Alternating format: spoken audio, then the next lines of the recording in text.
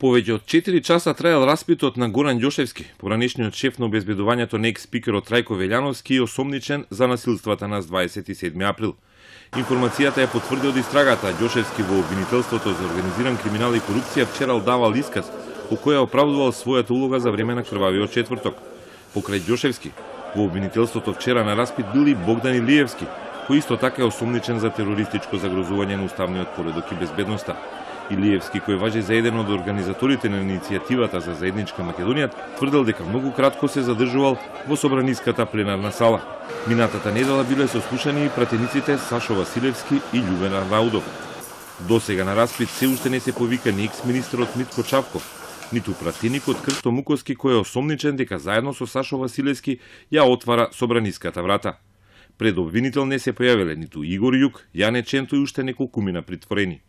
Денеска, Хелсиншкиот комитет за заштита на човекови права соопшти дека ја разгледал представката на ВМРО ДПМН за притворените пратеници и не утврдил прекршување на имунитетот, но нотираше замерки за апсењето. Комитетот не можеше со сигурност да утврди дали на пратениците неосновано им се ставени лисици, само со цел тие да се омаловажат и понижат.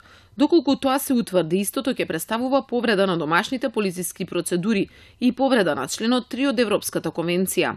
Фактот пак дека на приведувањето сведочеле членови на нивните семејства, без друга и несакана последица, но истата е своевидна колатерална штета на овие мерки, кои треба да се користат во исклучителни случаи, па во таа смисла не наоѓаме дека во конкретниот случај осомничените се дискриминирани во однос на другите граѓани. Хелсиншки апелира судот покритички да ја проценува основаноста на мерката притвор, чие одредување треба да е согласно со Европската конвенција.